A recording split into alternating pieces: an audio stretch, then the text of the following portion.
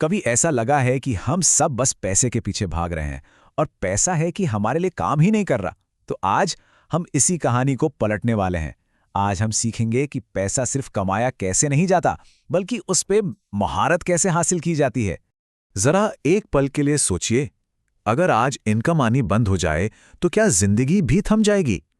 यह ख्याल ही कितना डरावना है ना? और सच पूछिए तो यही वो सवाल है जो हमें असली फाइनेंशियल फ्रीडम के रास्ते पर लेकर जाता है। तो सवाल ये है कि ये होगा कैसे? इसके लिए हम टोनी रॉबिन्स के साथ चलेंगे और दुनिया के सबसे कामयाब इन्वेस्टर्स के दिमाग को समझने की कोशिश करेंगे। हम उन 7 सीधे साधे लेकिन बहुत पावरफुल नियमों को जानेंगे जो किसी को भी फाइनेंशियल सिक्योरिटी और आज़ादी की जिंदगी बनाने में मदद कर सकते हैं। तो चलिए शुरू करते हैं हमारे पहले पड़ाव से, अपना फाइनेंशियल ब्लूप्रिंट तैयार करना। देखिए, ये बिल्कुल नींव की तरह है। इसमें 3 बहुत जरूरी कदम हैं। पहला, अपनी सच्चाई को समझना। दूसरा, इस खेल के नियम जानना। और तीसरा, जीतने के लिए एक पक्का प्लान बनाना। पहला कदम, और शायद सबसे मुश्किल कदम, अपनी फाइनेंशियल रियलिटी का पूरी ईमानदारी से सामना करना। चलिए राहुल की कहानी को देखते हैं। वो 48,500 रुपए की अच्छी खासी सैलरी कमा रहा था, लेकिन महीने के आखिर में उसके पास कुछ नहीं बचता था। बड़ी मुश्किल से गुजारा होता था। ये बहुत से लोगों की कहानी है। लगता है कि हम पैसे को कंट्रोल कर रहे हैं, पर असलियत तो यह है कि पैसा हमें कंट्रोल कर रहा होता है। तो सवाल यह है कि कंट्रोल वापस कैसे पाया जाए। टोनी रॉबिन्स इसके लिए एक शब्द इस्तेमाल करते हैं, मनी एमआरआई। अब देखिए, जैसे एक डॉक्टर शरीर के अंदर की हालत जानने के लिए एमआरआई का इस्तेमाल करता है, ठीक वैसे ही हमें अपने फाइनेंस के अंदर झांकने की जरूरत है। हमें एक एक रुपए का हिसाब लगाना होगा कि वो आ कहां से रहा है, और उससे भी ज्यादा जरूरी कि वो जा कहां रहा है। चलिए अर्जुन का केस देखते हैं। जब उसने अपना मनी एमआरआई किया तो पूरी सच्चाई सामने आ गई। पता है क्या? कोई बहुत बड़ी खरीदारी नहीं थी जो उसे पीछे खींच रही थी। ये तो थी छोटी छोटी चीजें, बाहर खाना पीना, वो सब्सक्रिप्शंस जिनके बारे में वो भूल भी चुका था, और वो अचानक से हो जाने वाली ऑनलाइन शॉपिंग। यही छोटे छोटे लीक्स उसकी फाइनेंशियल नाव को डुबो रहे थे। और सबसे डरावनी बात, इन्वेस्टमेंट वाले कॉलम में एक बड़ा सा जीरो था। तो जब एक बार अपनी असलियत पता चल जाती है, तो अगला कदम है इस खेल के नियम जानना। और यहीं पर एक कड़वी सच्चाई सामने आती है। जैसा कि टोनी रॉबिन्स कहते हैं, ये फाइनेंशियल दुनिया आपकी दौलत बनाने के लिए नहीं बनी है, ये उनके कमीशन बनाने के लिए बनी है। मोहन ने ये सबक बड़े दर्दनाक तरीके से सीखा। उनके फाइनेंशियल एडवाइजर ने गारंटीड रिटर्न और पैसे डबल करने जैसे बड़े बड़े वादे किए थे। लेकिन जब मोहन ने गहराई से जांच पड़ताल की, तो पता चला कि मोटा कमीशन और छिपी हुई फीस चुपके चुपके उनकी मेहनत की कमाई को खाए जा रही थी। ये हमें एक बहुत ज़रूरी बात याद दिलाता है कि हर फाइनेंशियल सलाह हमेशा हमारे फायदे के लिए नहीं होती। अच्छा, तो अब आते हैं हमारी नींव के तीसरे हिस्से पर, खेल को ऐसा बनाना कि उसे जीता जा सके। देखिए, सिर्फ अमीर बनने का सपना देखना काफी नहीं है। उस गोलमोल सपने को, जैसे कि मुझे 10 करोड़ चाहिए, एक ठोस एक्शनेबल प्लान में बदलना होगा। और ये हम करते हैं स्मार्ट गोल्स की मदद से। जैसे स्पेसिफिक, यानी एकदम साफ, मैं किस में निवेश करूंगा। एक इंडेक्स फंड में। मेजरेबल, जिसे नापा जा सके, कितना, हर महीने 15,000 रुपए। अचीवेबल, जो मुमकिन हो, क्या ये हो सकता है? हाँ, ये मेरे बजट में फिट बैठता है। रियलिस्टिक, यानी हकीकत के करीब। क्यों? ताकि 20 साल में 5 करोड़ तक पहुंच सकूं। और टाइम बाउंड, जिसकी समय सीमा हो। कब? इसी महीने से शुरू। देखा आपने, ये कितना पावरफुल है। जैसा कि टोनी कहते हैं, clarity is power.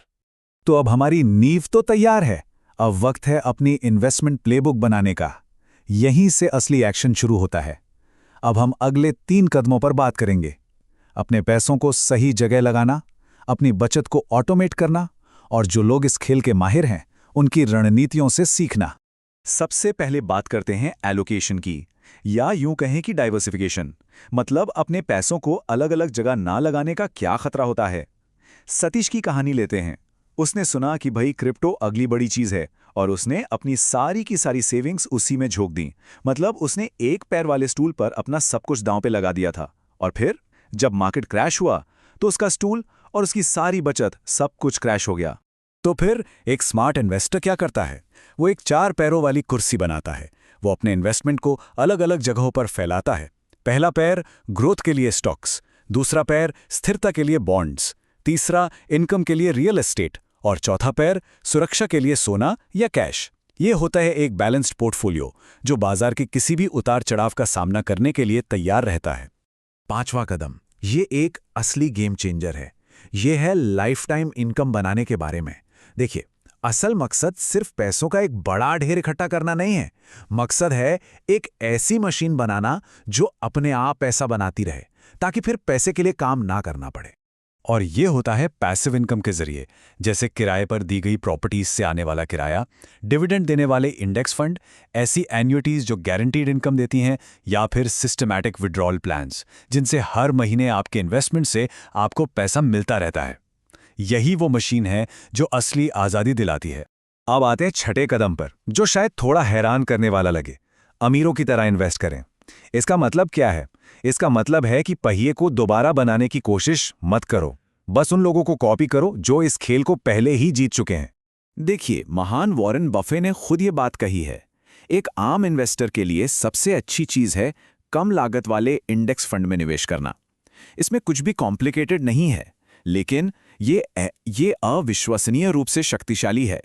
Index fund के जनक जॉन बोगल ने हमें फीस के भयानक असर के बारे में चेताया था। जरा सोचिए, सिर्फ एक ज्यादा फीस वाले फंड को चुनने की वजह से 30 सालों में 1.4 करोड़ रुपए तक फीस में जा सकते हैं। ये वो पैसा है जो आपके रिटायरमेंट में काम आने के बजाय किसी और की जेब में जा रहा है। या फिर हेज फंड के दिग्गज रे डेलियो का ऑल वेदर पोर्टफोलियो देख लीजिए। ये स्टॉक्स, बॉन्ड्स, सोना और कैश का एक मिक्सचर है।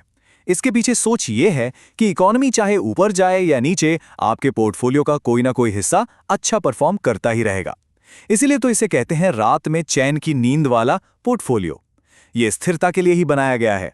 तो हमने स्ट्रैटेजी की बात कर ली, प्लेबुक भी समझ ली, लेकिन अब हम पहुंच रहे हैं अपने सफर के आखिरी और शायद सबसे जरूरी कदम पर, सच्ची दौलत का असली राज। ये राज टोनी रॉबिन्स की अपनी कहानी से जुड़ा है। जरा सोचिए, एक 11 साल का बच्चा, थैंक्सगिविंग का दिन है, लेकिन घर में खाने को कुछ भी नहीं है, और तभी दरवाजे पे कोई दस्तक देता है। एक अनजान आदमी जिसके हाथ में खाने से भरी एक बड़ी टोकरी है, और वो बदले में कुछ भी नहीं चाहता। बस उस एक पल ने टोनी की जिंदगी बदल दी।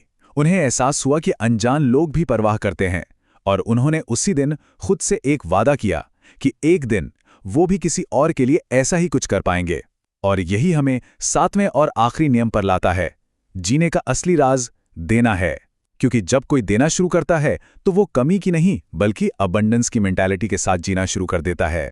तो आखिर में असली दौलत इस बात से नहीं मापी जाती कि कोई कितना जमा करता है। असली दौलत तो इस बात में है कि कोई दुनिया को कितना देता है, कितना कंट्रीब्यूट करता है। ये बैंक अकाउंट का नहीं बल्कि आपके असर का मामला है। तो मैं बस एक आखिरी सवाल के साथ इस बात को खत्म करना चाहूंगा। आप क्या देंगे?